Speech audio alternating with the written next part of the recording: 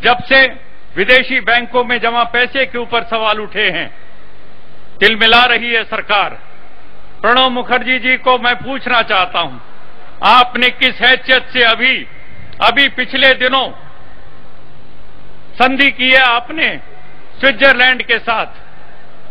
Switzerland के साथ आपने एक नई संधि की है और उसमें आपने कहा है 2011 के अप्रैल के बाद के जो भ्रष्टाचार के कांड होंगे उनका पैसा तुम्हारे पास होगा, उसको तुम बता देना, लेकिन पीछे वाले अभी तक के भ्रष्टाचार के पैसों को तुम्हें बताने की जरूरत नहीं है। मैं पूरी जिम्मेदारी से ये बात कह रहा हूं, यदि इसमें सच्चाई है तो प्रणब मुखर्जी जी, तुमने देश के साथ गद्दारी की है। देश पीछे का हिसाब मांग रहा है। इतने सालों से देश की आजादी के बाद जो लूट का धन विदेशों में पड़ा है, उसका हिसाब मांगने के लिए देश आ रहा है सामने, और उसको छिपा करके तुम नई संधि करके कहना चाहते हो आगे का बता देना, पीछे की बताने की जरूरत नहीं है। यदि तुमने सचमुच में ऐसी संधि की है तो जनता की मांग है, प्रणब मुखर्जी तुम्हें इस्तीफा देकर के नीचे उतर जाना चाहिए। तुम्हें वित्त मंत्री की कुर्सी पर बैठकर ऐसे गलत संधियां करने का कोई अधिकार नहीं। तुमने किस हैसियत से, चाहे चिदंबरम हो चाहे प्रणब मुखर्जी हो, तुमने दुनिया में सबसे ज्यादा काला धन रखने वाले यूबीएस बैंक को भारत के अंदर बैंकिंग करने की तुमने कैसे आजादी दे दी? तुम्हें तो चाहिए था कि तुम यूबीएस जो बैंक है स्विट्जरलैंड का, उसकी गर्दन मरोड़ते और उसने जो हमारा काला धन रखा हुआ है उसको वापस लाते। वहां से तो वापस लाना दूर रहा, तुमने उस यूबीएस बैंक को, इटली के बैंकों को भारत में बैंक खोलने की आजादी कैसे दे दी और क्यों दे दी, ये सवाल हम पूछने के लिए आए। तुमने और तुम्हारी सरकार ने इटली के और दूसरे दुनिया भर के काले धन के व्यापारियों को भारत में अपना काला धन भेजने के लिए मॉरिशस का रूट कैसे दे दिया? मॉरिशस के रास्ते से आ जाओ, डबल टैक्स एवॉइडेशन एग्रीमेंट करके मॉरिशस के साथ बैठी हुई भारत सरकार। मैं पूछना चाहता हूं, आज मांग की जा रही है बाबा रामदेव जी के भारत स्वाभिमान मंच के माध्यम से, पूरे भारत का बच्चा बच्चा ये मांग कर रहा है, इस प्रकार की मॉरिशस के साथ की गई संधि को आज जला करके खाक कर दो। हमें ऐसी संधियां नहीं चाहिए। हम ये मांग करना चाहते हैं कि देश के साथ जिन लोगों ने गद्दारी की है उनको जेलों में नहीं डाला गया।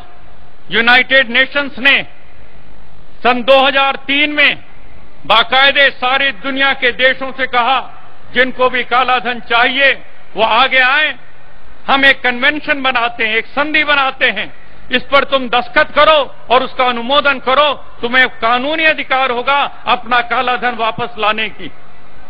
यूनाइटेड नेशंस की उस एंटी करप्शन कन्वेंशन पर 126 देशों ने दस्तखत भी किए और अनुमोदन भी किया। अनुमोदन करने के बाद ही हमारे देशों को अधिकार मिलता है। भारत ने आज तक केवल दस्तखत किए, लेकिन आज तक अनुमोदन क्यों नहीं किया? भारत ने आज तक, भारत की सरकार ने और कैबिनेट ने यूएन एंटी करप्शन कन्वेंशन पर आज तक क्यों नहीं अनुमोदन किया? उसका कैबिनेट की मीटिंग होनी चाहिए, आज रात को होनी चाहिए, कल सुबह होनी चाहिए। भारत की जनता की मांग है, यदि तुम्हारे अंदर ईमानदारी का एक कतरा भी है तो तत्काल मीटिंग करो आज रात को 12 बजे से पहले और उसके बाद उसका अनुमोदन करो, वरना तुम्हें कैबिनेट और सरकार में रहने का कोई नैतिक अधिकार नहीं बनता।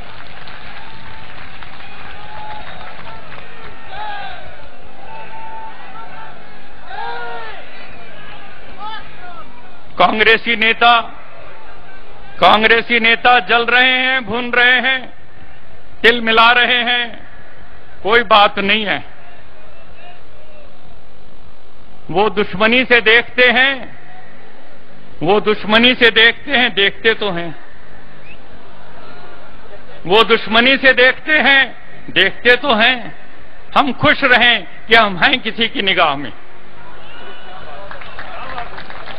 कम से कम उन्होंने ताकत को समझा तो है। ताकत को नहीं समझते तो इतना चिल्लपो नहीं करते वो। लेकिन मैं आज उनको कहना चाहता हूं, तुम जल रहे हो, खूब जलो। नेता लोगों, तुम्हारे भ्रष्टाचार की कलई खुलने जा रही है। लेकिन हम भी कहना चाहते हैं, किस्मत हमारे साथ है, जलने वाले जला करें, जलने वाले जला करें। हमें किसी चीज की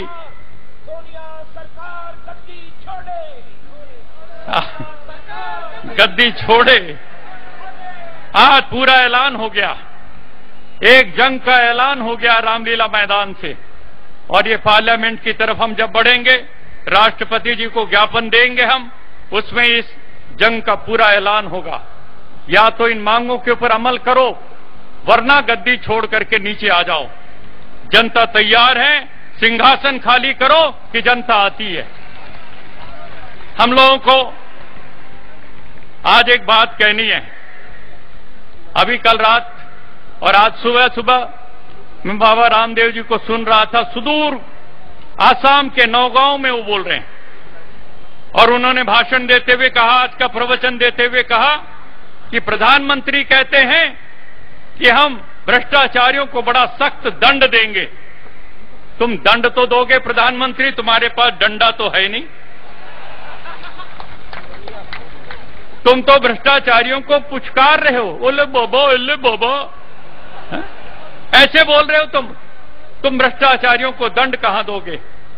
जब तक लोकपाल जैसा एक सख्त कानून नहीं आएगा, जो जन लोकपाल बिल बनाया जस्टिस संतोष हेगड़े, शांति भूषण, प्रशांत भूषण, अरविंद केजरीवाल, इन सब लोगों ने मिलकर, और जब उसके शिकंजे में नहीं कसे जाएंगे भ्रष्टाचारी, तब तक न इनको दंड मिलेगा और न इनका खाया हुआ लूटा हुआ पैसा वापस आएगा।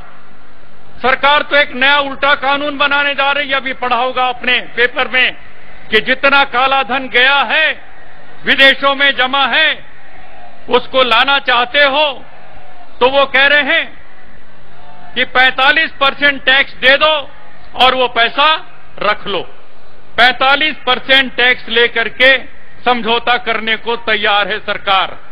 इसका मतलब हुआ, ए राजा और उसके दोस्तों ने यदि 1,76,000 करोड़ रुपया खा लिया, उसमें से 45% टैक्स वो दे दें और बाकी रख लें।